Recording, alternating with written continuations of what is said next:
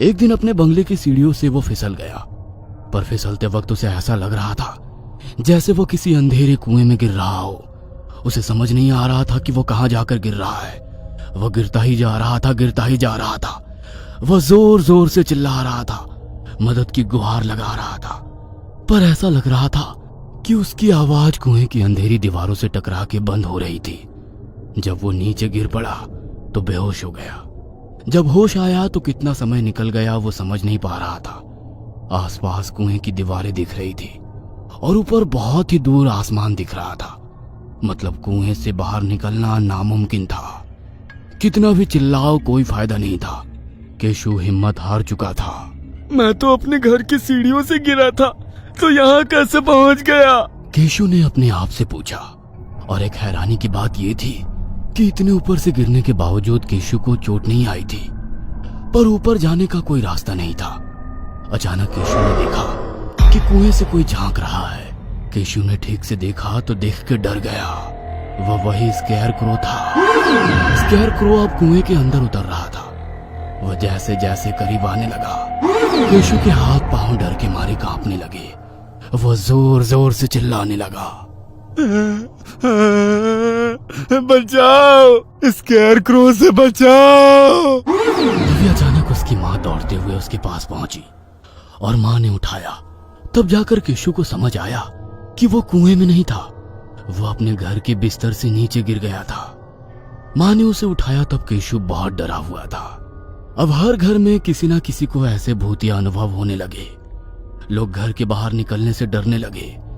घर में भी पता नहीं किस पल अचानक क्या हो जाए। और फिर एक रात जब सब कुछ सुनसान था, हर कोई अपने घर पर ही था, कि अचानक कुछ आवाज आने लगी।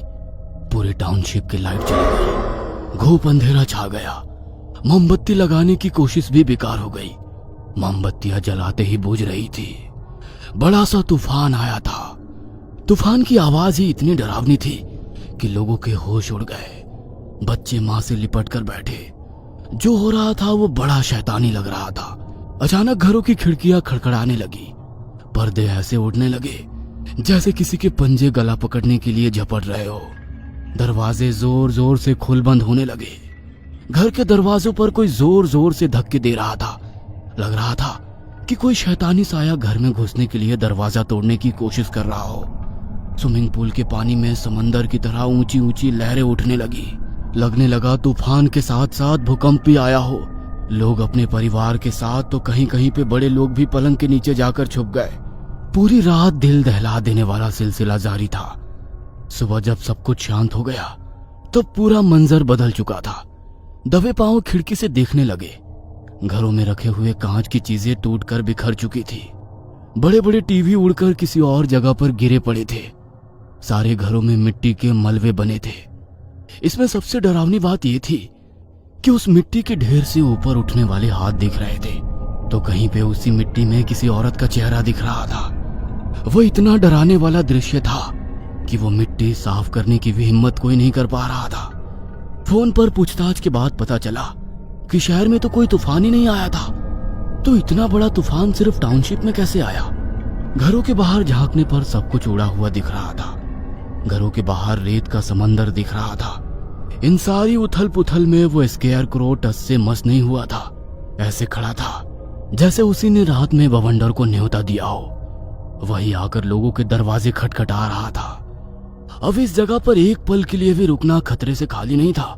इसका हल भी क्या निकाले? तब पाटिल के बंगले में काम करने वाली कमला ने अपने पहचान के बाबा से इसका मशवरा लिया और बीजुका तोड़ने की सलाह टाउनशिप के लोगों को दी। कमला की बात यूं तो कोई सुनता नहीं था, पर इस बीजुका में कुछ तो गड़बड़ जरूर थी, ये सबको लगने लगा था। तो सब लोगों ने मिलकर वो बीजुका हटाने की कोशिश की, तो बड़ा ही अजीब हादसा हुआ। उस बीजुका को हाथ लगाते ही कौवों की काहें काहें सुनाई देने लगी। पूरे आसमान पर पंछी छा गए। दिन में रात लगने लगी। पंछी आकर बीजुका छूने वालों पर हमला करने लगे। यह तो बहुत ही गजब बात थी। पंछियों को फसल से दूर रखने का काम स्केयरक्रो करता है। पंछियों का वो एक तरह से दुश्मन होता है। फिर ऐसे बीजुका को बचाने पंछी एकजुट कैसे हो गए? भयानी बिल्डर को तुरंत बुलाया।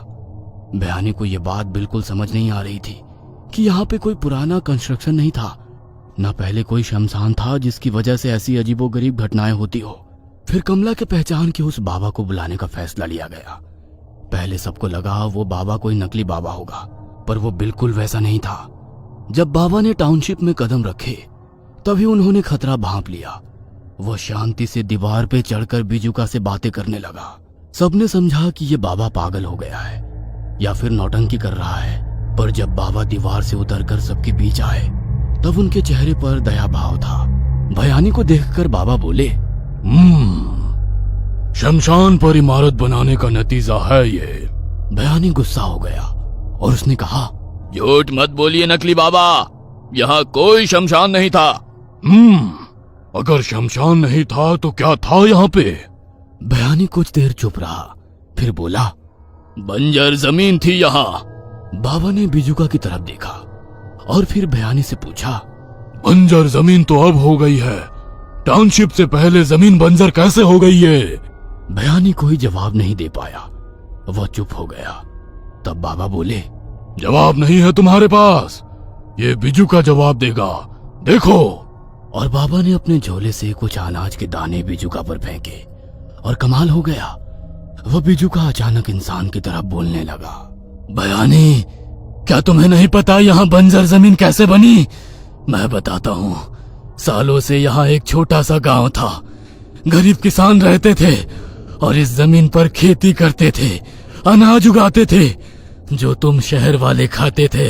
तुम्हारा सुपरमार्केट हो या रेस्टोरेंट हो या फिर घर में लंच डिनर करना हो, तो खाना जिस अनाज से बनता है वो अनाज इस जमीन पर उगता था, उसे उगाते थे यहाँ के किसान।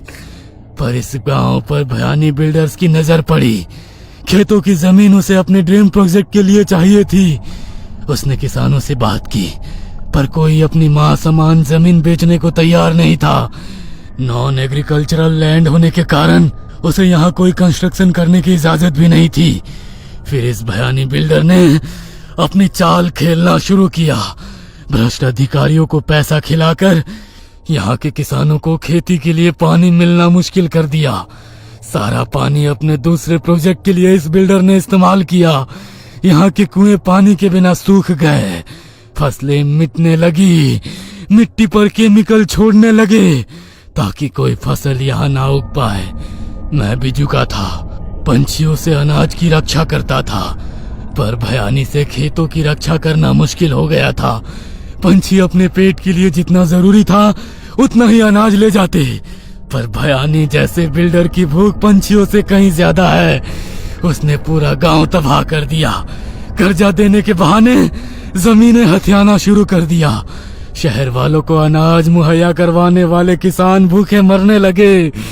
उनके बच्चे भूख प्यास से तड़पने लगे थे। देखते देखते हरे भरे खेतों से लहलहाने वाला गांव बंजर हो गया। बेहाल किसान पेड़ों से लटक कर खुदकुशी करने लगे। ना खेत बचे, ना किसान। पंछी दाना चुभने आते भी अब कहाँ। जमीन हथियाने के बाद यहाँ टाउनशिप बना दी। लोग आकर बस गए। उन्होंने ये नहीं सोचा कि यहाँ एक जिंदा संस्कृति बसती थी जो उजाड़ी गई थी। अनाज की रक्षा करने वाले बिजुका को कंस्ट्रक्शन वालों ने डेकोरेशन का पीस बनाकर ऐसे खड़ा कर दिया। किसकी रक्षा के लिए? जब खेत नहीं बचे, अनाज नहीं बचा, किसान नहीं बचे, तो तुम लोग कैसे बचोगे?